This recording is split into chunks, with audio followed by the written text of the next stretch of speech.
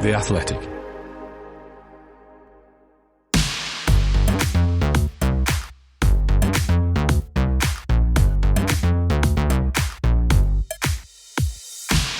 Hello and welcome to Aramco F1 Focus, the podcast that aims to get you thinking about Grand Prix racing that little bit differently.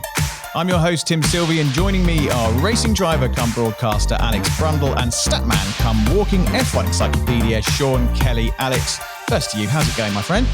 Going very well. Straight off a race weekend at Silverstone and straight into the combox for the Beeb for the Mexican Grand Prix next weekend, so can't complain too much. Excellent. And Sean, what about you? All good in your world? It's a hectic end to the season for me because, of course, we've got the remaining races in North America, and I've been pondering the last double century of Formula One races. I will get into that later in our show. Lovely stuff. And we've also got the second in our trio of interviews with Aston Martin Performance Director Tom McCullough in our Aramco Focus. But let's kick things off with a performance focus.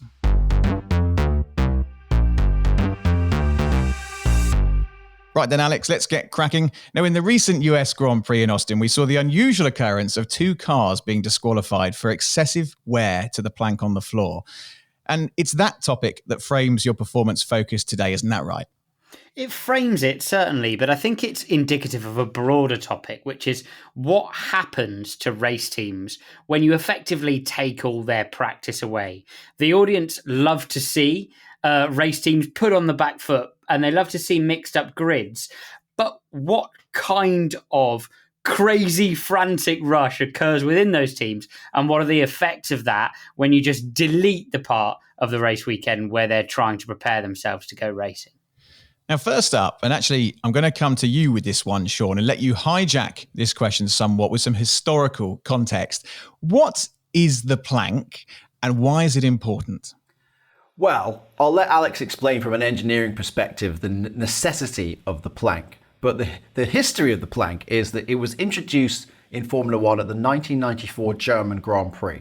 And it was a few races post Imola 94, the tragedies of Roland Ratzenberger and Ayrton Senna. And Max Mosley and the FIA introduced a lot of somewhat knee-jerk reactions, brought forward a lot of changes that were intended for 1995. And one of them was actually originally the stepped floor. They intended to introduce a stepped floor in 1995. They then decided they were going to do it in mid-94. The teams had an uproar, said, no, you can't do it that quickly. And then they said, okay, we're going to put this plank of wood on the bottom. We won't do the step floor till next year, but we do want the plank underneath the car from the German Grand Prix onwards. I'll let Alex pick up what that would have done to a car in the middle of what was then called the flat bottom era. From that point forth, it was no longer a flat bottom car. Certainly so. And it's evolved into what is actually quite a complex and multifaceted piece of apparatus on the bottom of the car. You've got the titanium skids, which you see generating the sparks, a little bit showbiz, a little bit performance. Now the plank generated and made out of what is a kind of a glass fiber resin with wood within it. And it was brought in to prevent teams running the cars too low. There is a maximum amount of wear that can be measured at the wear holes and is done so. It's 1 millimeter you're allowed of wear at the wear holes in that plank apparatus at any point during a Grand Prix weekend. If you wear the plank too much, you are disqualified. It is a motorsport wide concept, and it in modern times, yes, it is there for safety. And indeed, in this ground effect era of Formula One, the limitations of running the car close to the ground need to be there. Otherwise, the amount of skidding the car along the floor would be absolutely extreme. But it also, I believe, in many forms of modern motorsport, serves a cost-saving tool, because what we would actually end up doing if we didn't have that piece of apparatus on the bottom of the car is grinding carbon fiber along the surface of the racetrack so often, and actually you would end up with extremely expensive and extremely consumable aerodynamic apparatus on the base of the cars. Now, Alex, Austin was, of course, a sprint weekend. Mercedes and Ferrari, who each had a car disqualified, blamed the lack of practice running for the ride height areas that led to the extra plank wear and tear. Red Bull, meanwhile, lost a bit of pace overall by going conservative on ride height. So is this another example of a lack of practice on sprint weekends being bad for teams, but great for fans? It's something that to our viewer must seem absolutely bizarre. How can Formula One teams not know how high their car is riding off the surface of the racetrack? But it's a really complicated thing. So you've got an arrangement between the amount of downforce that the car is producing, which obviously squashes the car towards the tarmac, the spring rates and the suspension elements where you're running, which are the resistance to that compression towards the tarmac, and then the tyre pressure as the tyre pressure raises, which subtly increases the ride height. So you've got a massively temperature sensitive and ambient sensitive sequence of factors which are all coming together to generate what you would call a destination ride height, which is the lowest point the car is ever around the circuit. Add to that the fact that Austin, Texas, is an ever-moving target. It's a little bit like Portimao in Portugal, where it's built on subsiding land, which is slowly rucking up and becoming bumpier and bumpier and bumpier over the years. So it's definitely a factor that teams who have this lack of practice have to rely on historical data in order to set up their race cars for the race event. Add to that, for example, the amount of fuel you need to put in for the start of the race, and you can get yourself really in a muddle if you, for example, throw back and try to use data from a previous year with different ambient temperatures, perhaps a different track surface or simulation data that's not exactly correct. So just taking away those couple of hours of practice absolutely destroys that calculation. And I can see why major motorsport teams are making errors on what would appear to be an incredibly basic thing. So presumably from what you're saying, a lack of practice equals teams making more setup areas. That's a given. Or are there scenarios where they can use those simulations to better effect and you're going to see less of those errors as a consequence of lack of practice? I think it's really the aim of lack of practice, isn't it? That was kind of the point, that teams make setup errors. We pump them into Parc Fermé on Friday evening, and then they've got what they've got. The unfortunate offshoot of that is you have things like, for example, happen to Haas, where they bring a new sequence of upgrades to the car in COTA, and they don't have enough time to appropriately evaluate those upgrades, and you lose what could have been a very exciting home performance for Haas because they plain just haven't had enough time to throw a load of Flovis on it and see what it's doing. And it is one of the most unusual or statistically unusual things this season that Charles Leclerc, notwithstanding the fact that he was benched from the results in the US Grand Prix, all of his front row starts this year and all of his podium finishes have come in sprint weekends. He is yet to achieve either of those things in a conventional race weekend. Now, why that is, I will leave to more well-informed individuals, but statistically, that is the case. It's interesting that actually what you've got is you're putting the drivers in a different zone, aren't you?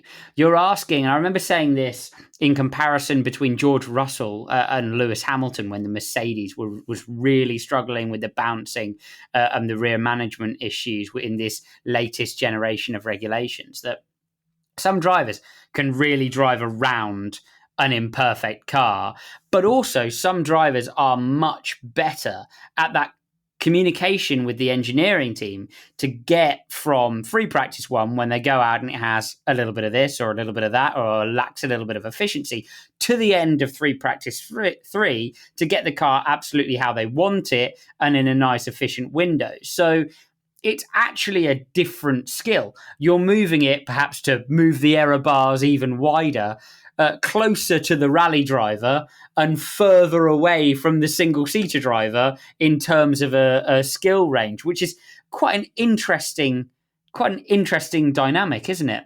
It is. And we know the teams use simulation tools to try and counter that lack of practice, but they're not always reliable, are they? When we saw the likes of Aston Martin and Ferrari both suffering at different points over the weekend because they trusted sim data that turned out to be imprecise.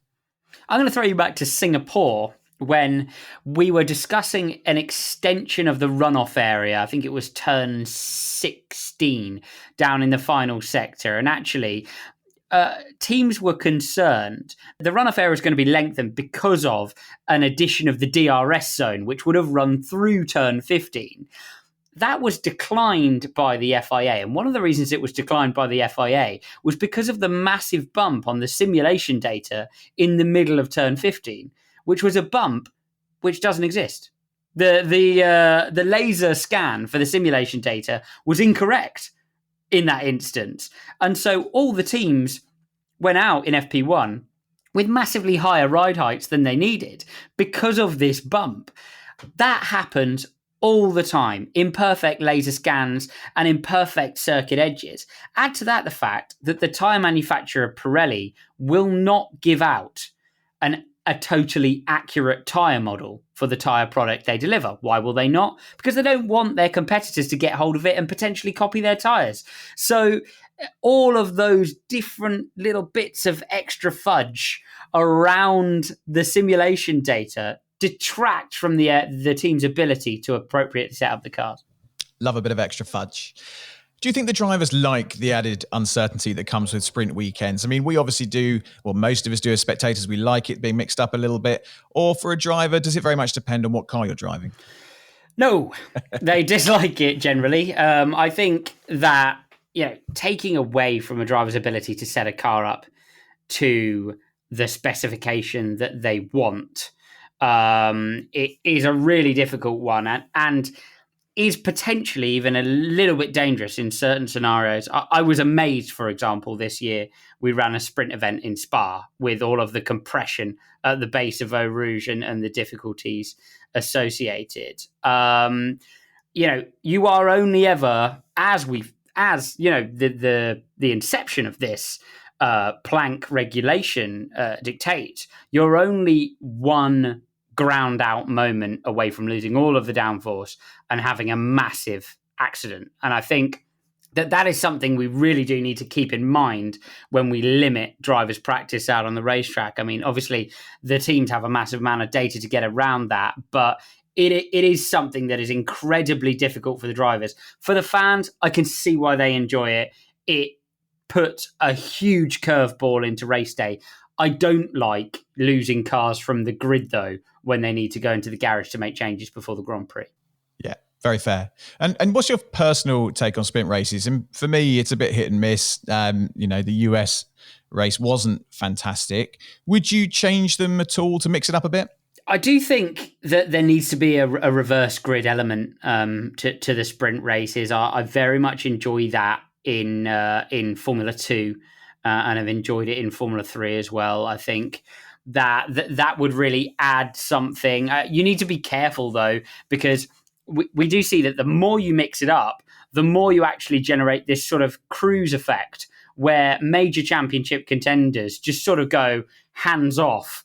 And there's nothing to be won from me here. I qualified it on pole in sprint qualifying. You've now put me 15th. I'm not going to get any points, and so I might as well not try at all. So it's a difficult balance to strike. I think the moment for the sprint races this year was Oscar Piastri coming across the line first, and that's a very exciting moment for a driver early in his Formula One career. And I think it would be a shame to be robbed of that moment this year just for purity of the contest. And in the meantime, as a statistician, it makes my life a nightmare because Oscar Piastri has won a sprint before winning a Grand Prix. Thanks very much, history. Has he won a race, Sean? Speak now or forever hold your peace. Yeah, well, it depends who you ask now, doesn't it? I mean, that's the problem. Great stuff, Alex. And remember, if you have a question or comment related to anything we've talked about on the show, you can drop us a line on social media using the hashtag Aramco F1 Focus.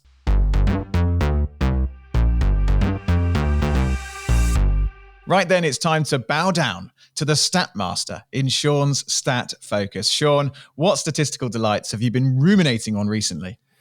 Well, Tim and Alex, Austin 2023 was the double century, the 200th Grand Prix in the history of the turbo hybrid era. Way back when, in 2014, we started out on this brave new world where Formula One cars were going to be 1.6 litre V6 turbos with recoverable energy from the brakes and the exhaust, and it was going to be a far more efficient era. But what does it actually mean in terms of the record books themselves? In those 200 races, well, it's fair to say there has been a bit of a locked-in hegemony at the front of the field.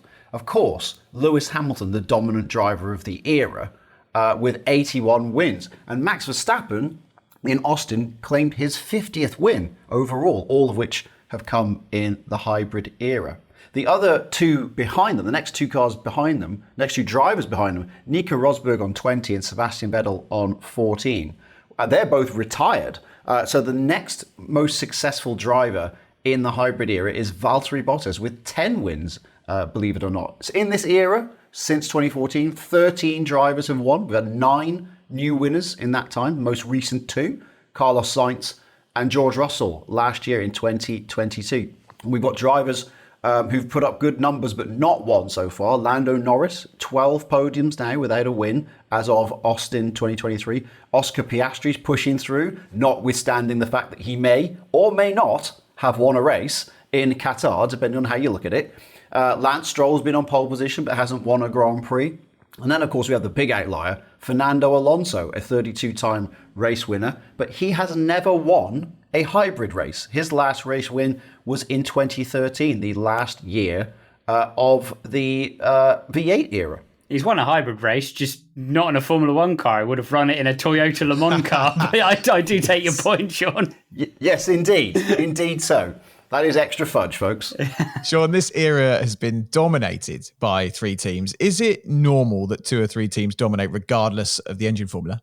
Yes, reluctantly, yes, that is the case. I mean, in these 200 races, 112 have been won by Mercedes in that time. 62 of them have been won by Red Bull, who you would say were the dominant team of the previous V8 era.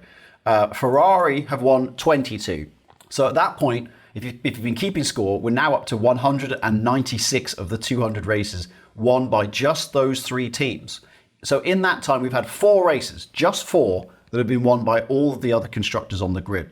That breaks down to AlphaTauri, Racing Point, Alpine and McLaren, who have all won 1 race each. They all came between Monza 2020 and Monza 2021. So there was this 12-month period of violence that went on in the record books when suddenly every team seemed to be winning a race. And then we went back to what we had before, Mercedes, Red Bull or Ferrari, a strange blip in the hybrid history. Now, when it comes to hegemony amongst the constructors, if I take you back to my first year as a fan was 1987. Now, Ayrton Senna was racing for Lotus. He won at Monaco and Detroit in 87. After that win, Williams, McLaren, Benetton and Ferrari won every single Grand Prix from midway through 1987 until midway through 1996, almost a decade where only 4 teams won. You'll probably remember who broke that record. It was Olivier Panis winning for Ligier in the Monaco Grand Prix of 1996. And that broke into a new era where a few other teams could get in. Jordan won 3 Grand Prix. Benetton's win total dropped from 25 in the previous 10 years to just 1 race, 1 more Grand Prix that they won. Stewart won a Grand Prix, but it started to open up a little bit. And then we moved into the V8 era from 2006. Now that was interesting because we had teams changing names through that period. Now, by and large, again, you had 3 teams dominating. It was Red Bull, Ferrari, and McLaren.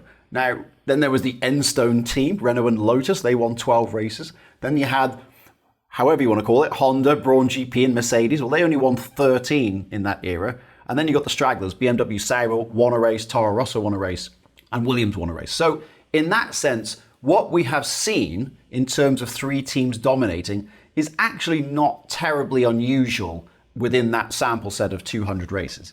Well, anybody who's wanting to have a meeting in the paddock was pretty happy when the V10 and V8 eras ceded to the turbo hybrid era, because I distinctly remember sitting there in the feeder series paddock and everything stopped. You couldn't have a conversation with those cars going around. But how have things progressed in terms of outright performance through the hybrid era, even with the tyre manufacturer asking for slots to be cut out the floors and changes in the tyre size, etc.? Does it compare to how F1 was at the end of the V10 and V8 era? Well, you're a driver and you're more into the engineering speak than I am, but I'm always aware that when we're keeping records in that department, you have to bear in mind the moving target that is the evolution of Grand Prix cars and design and so on. With that said, in 2013, I'll give you a good example is the Spanish Grand Prix, perhaps the ultimate chassis car track that we have on the calendar. In 2013, the pole position was 1 minute 20.7. 1 minute 20.7. Then we moved to the hybrid. The next pole position in 2014 was 125.2. So they lost 4.5 seconds of pace by moving from the V8 to the hybrid. Now, slowly over time, in fact, not so slowly over time, they started to gain that performance back. By 2016, they gained 3.2 seconds of that back. So the evolution of the hybrid was quite dramatic in the early years. Then it's not quite a fair comparison, because in 2017, the cars were widened by 200 mil, and they got bigger wings and so on. So by default, the performance was a lot better. By 2019, they got down to a 115.4. That's 5 seconds quicker than they were doing in the V8 era, and 10 seconds quicker than they were going in 2014. If you watched the pole lap from 2014 now, or even now, if you were watching it in 2019 especially, that would have been a time that would have been outside 107%. You wouldn't even have been allowed to start the race in 2019. The last year, 2022, before they moved the chicane, they took the chicane out this year, they were in the 118s. So they're actually a little bit quicker in overall lap time around Catalonia. Now, when it comes to top speeds, obviously the most obvious candidate is Monza, because that's usually the fastest track, the smallest wing on the calendar, and it was used in the previous era of engine formula. In 2005, McLaren broke 370 kilometers an hour at Monza, which is the fastest we ever actually saw in a Grand Prix at the time. By 2013, they were going 30 kilometers less down the straight, believe it or not. The fastest trap speed was 340 in the 2013 race. In 2014, the first year of the hybrid era, they then gained another 14 kilometers an hour. They started going a lot quicker again. But then we moved to the wider car again. And the wider car, of course, you know this, Alex, punches a bigger hole in the air, so you get more drag. It's not flying through the air through a smaller gap in the air, if you will. And we lost a bit of top speed. But with that said, at Mexico in 2016, we saw the highest top speed ever seen in a Grand Prix. Valtteri Bottas broke the speed trap at 372.6 kilometers an hour. So that's as fast as any Formula One car has gone in a Grand Prix.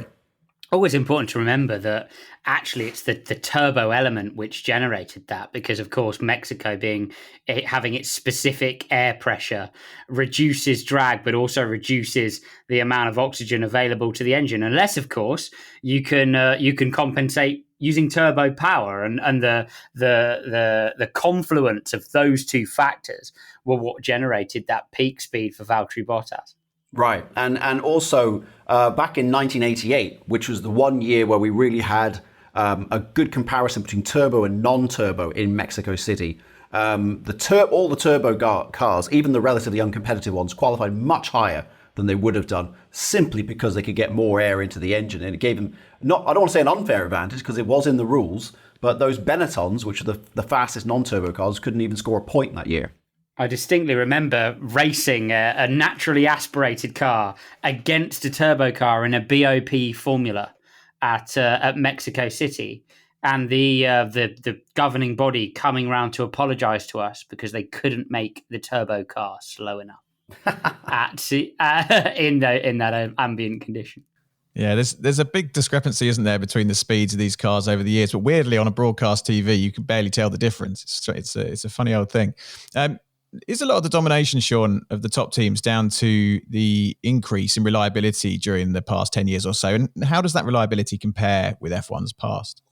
Well, it is definitely the case that a lot of the advantage is sort of consolidated by the fact that we very rarely see mechanical failures in a race anymore. I mean, it really is, it's unrecognizable from where we even were in the V8 era. And the V8 era was actually pretty reliable. I mean, it's pretty dependable technology by the time it was retired from the formula, so to speak. But coming into the hybrid era, we had 4 races ever in, 63 years, where all the drivers who started the race finished. The first one was the Dutch Grand Prix of 1961. Now, in that race, 15 cars started the race. There were actually 2 non-starters. Maston Gregory and Ian Burgess did not start the race. So we have to put that to one side and say, okay, there were 2 cars not on the grid at all. That's still the only Grand Prix, proper Grand Prix, full points Grand Prix that's taken place where every starter finished the race and nobody made a pit stop. That's an answer to a trivia question in its own right. It never happened again until Indianapolis in 2005. And you all know the reason why, because 14 cars did not start the race. They all pulled in, all the Michelin runners failed to start. We were left with 6 cars on the grid, 2 Ferraris, 2 Jordans, 2 Minardis, all on Bridgestone tyres. They started the race, they ran through the race, and none of them retired from the race. So officially, that was the second race without a retirement. Later that year at Monza, it then happened for real, in speech marks. All 20 cars finished, and it happened again at the 2011 European Grand Prix in Valencia. Now that gives us another answer to a trivia question, because Narayan Karthikeyan is the only driver to finish. He finished last in both of those races. So he was the last finisher in 2 Grand Prix in which there were no retirements. So we then get to 2014. We've had 4 races in history where every driver has finished the race. Since 2014, in these 200 hybrid races, 11 races have been completed without a classified retirement. That is really phenomenal. And this year, we've had 3 races this year where there hasn't even been a yellow flag in a race. Miami, Spain, Austin was the 3rd one. And in Miami and Spain, they were retirement free, yellow flag free, and safety car free. The level of punctuality, if you will, once we wave the cars away from the start line, it's very close to certain that at least 85-90% of them will be coming round to finish the race in an hour and a half's time. There's a time when a Formula One single-seater was 600 kilos of racing car. Now with driver, the fuel to do a Grand Prix, because there's no refueling, approaching a ton of racing car goes down towards the first corner in a Formula One Grand Prix. How do you feel about the way that the F1 race car weights have changed in recent years? And there's always that debate, isn't there? Because there are so many naysayers of the hybrid tech who'll say it's these big hybrid engines, they're too heavy. And then the inevitable response is we've got more crash structures, we've got more safety elements than we've ever had. Where for you is that balance, Sean? Well, first off, let's recap how we got here. How did we get to 798 kilos of Formula One car? Because back in the what you might call the halcyon days of Senna, Mansell, Prost et al., the dry weight of the car was 500-ish kilos.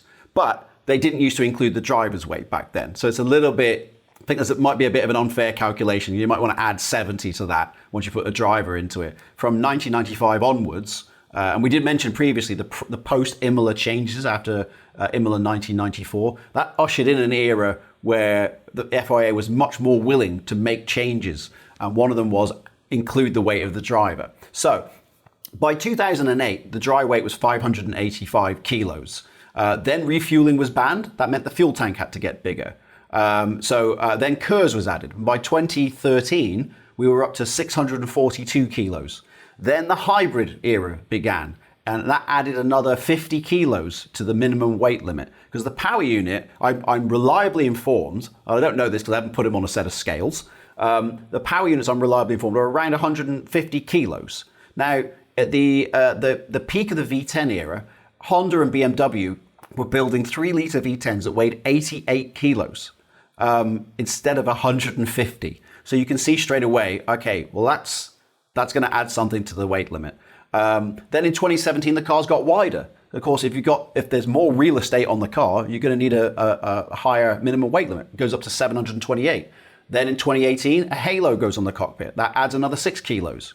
And then in 2022, we've got bigger wheels, bigger covers, ground effects and all that stuff. And that's how we've ended up at nearly 800 kilos. But if you refer back to what I mentioned about the V10, if a V10 was 88 kilos, we're now up to 150 kilos. You could say maybe 60 or so kilos are actually the responsibility of the hybrid. All the rest of it, as you mentioned, Alex, crash structures and all the other accoutrements that Formula One cars have acquired in the last 15 years. Yeah, it's interesting how they've gone up and down. And I've actually just looked up the weight, just out of pure curiosity, of a Formula E car without a driver is 760 kilos, and with the driver up to 840 kilos. So for such small, much more small and nimble cars, they're still weigh a hefty lump. Now that hybrid technology, a question for both of you really, because I'm keen to get your take on this, Alex, as well from a driver's perspective. What would you change? Come to you first, Sean. What would you change about the hybrid tech that we see in the cars at the moment?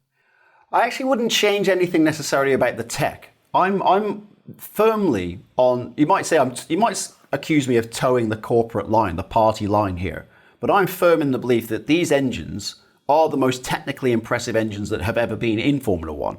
Now, it has some shortcomings in terms of, okay, it's a heavy thing and so on, but in terms of its efficiency, we've never seen anything like it in Grand Prix racing. The only thing I would change, which is sort of an aesthetic, is the noise, but I wouldn't make it louder. And a lot of people argue that it should be louder. I went to a NASCAR Cup race a couple of weekends ago in Las Vegas, and I was promptly reminded how it is impossible to have a conversation when you're around engines that are that loud. I quite appreciate that Formula One's not ear-splittingly loud. It would be nice if we had that nice V12 wail about it. But the other thing I would change, again, not actually... It more pertains to the sporting regulations, and that is, if we're going to keep on with these sprint races, let's take the fuel flow limit off on Saturdays, and then just have them go hell for leather and consider, okay, it's sprint Saturday, that's what it says it is, this is as fast as the thing will go, pump all the fuel you want into it. The only thing is, I don't think that goes with Formula One's green credentials, but that would achieve ultimately what I think Alex was pertaining to earlier about reverse grids and making the sprint different to the Grand Prix. You give the teams the opportunity to basically hang themselves by betting too much reliability on getting absolute performance out of those power units, because you're still restricted by the number of power units you have.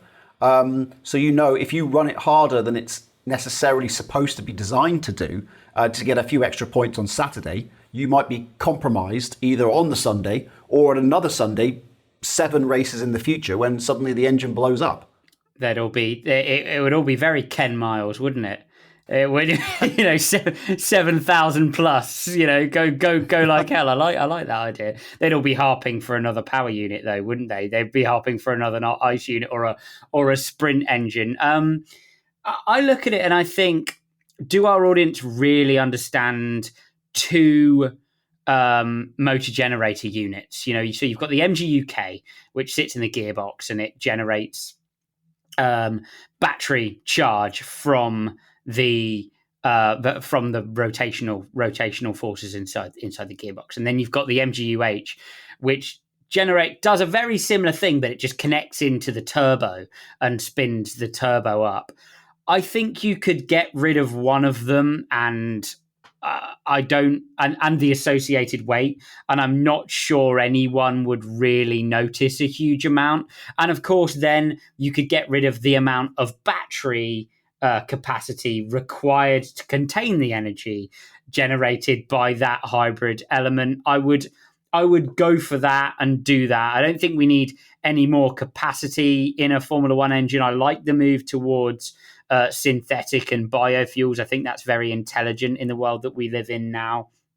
I think we are planning on ditching the 18-inch tyres. There's been some rumblings about that. 18-inch wheels, I should say. There's been some rumblings about that, and I think that's unnecessary weight to be lugging around the racetrack. The first time I saw a Formula 2 car try and pirouette into the first corner in Bahrain with the 18-inch wheel on, I thought, really? A little bit unnecessary. Beyond that, I don't I'm in agreement that actually I do think that a lot of that weight is safety equipment, which of course we need and we would never compromise on, rather than hybrid energy. But I think those are the changes that I would make in the modern environment and with the partners that Formula One have now. If I had entirely free reign and infinite money, of course I'd have H-pattern V12s, but I can't have H-pattern V12s because no one would watch it apart from me. And I wouldn't mind that at all. I'd sit at home alone and watch it. I don't mind. Would you even be able to change gear fast enough? The way these cars accelerate, you just constantly go on an H pattern. Come on, yeah. I'm not sure. To be honest, it would be quite impressive with the weight of a V12 and the torque curve. It'd be, and no hybrid assistance. It'd be quite impressive if you could make one that would accelerate as fast as that. I'd be pretty impressed with that. But yeah, you could slim them down a little bit for sure. I am all in favour of anything that promotes driver error, because that shows that's the drivers who make the fewest errors are the best drivers. So any chance you give inferior drivers to make more mistakes, I'm all in favour of that.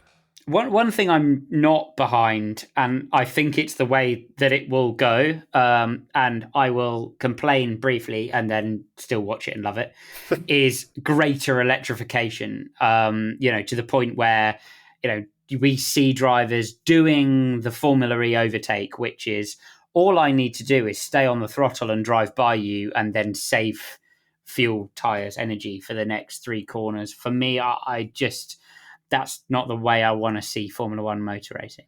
Yeah, it's going to be interesting to see what 2026 brings, isn't it? Well, we'll leave it there, gents. Wonderful statistical prowess once again, Sean. Thank you as ever.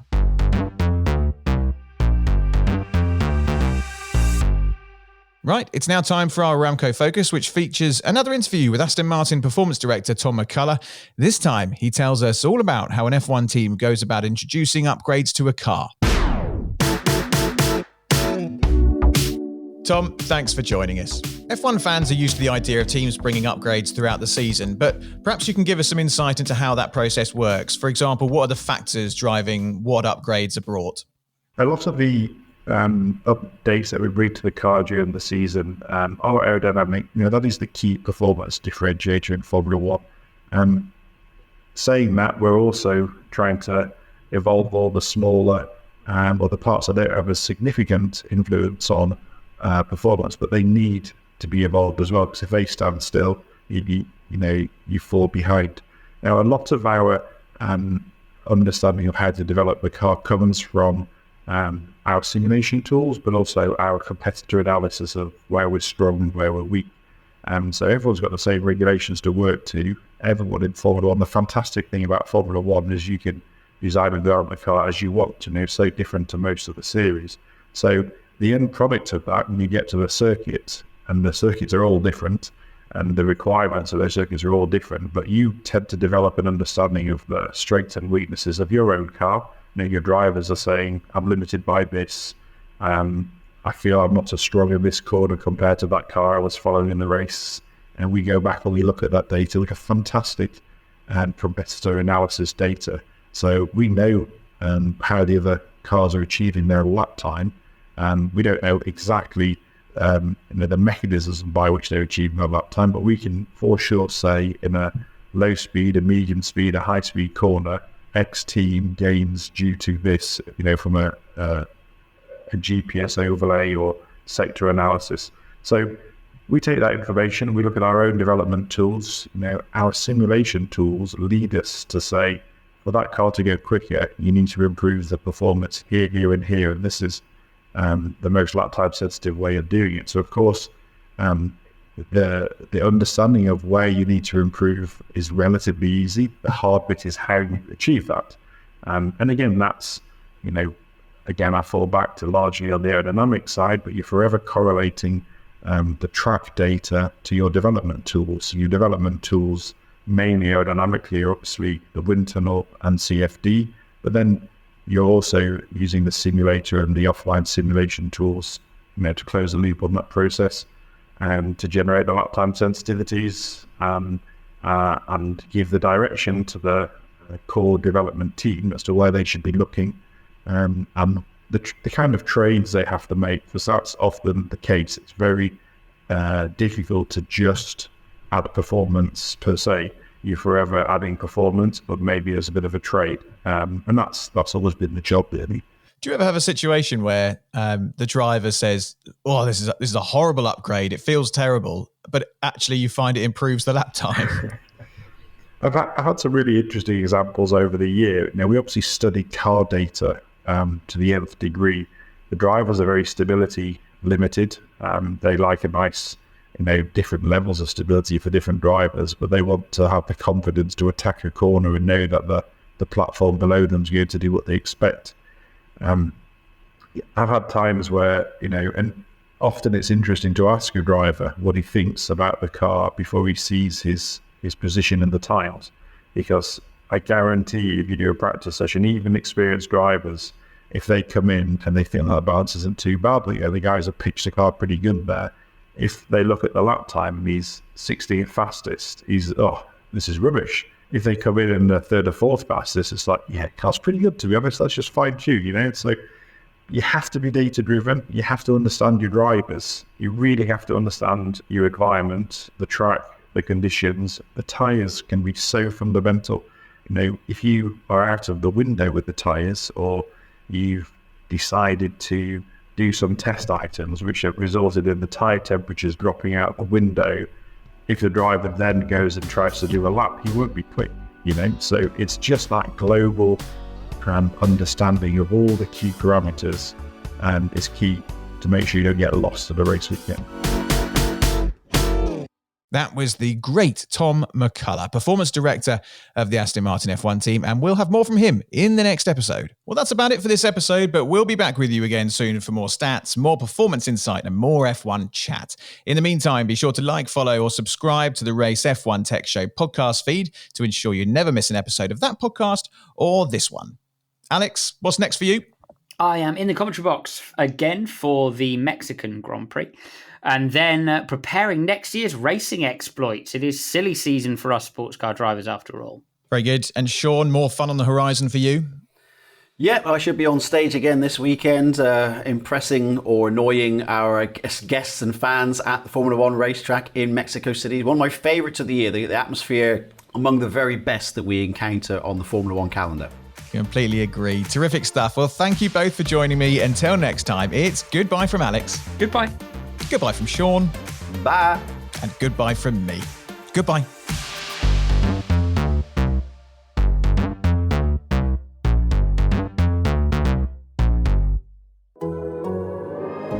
The Athletic.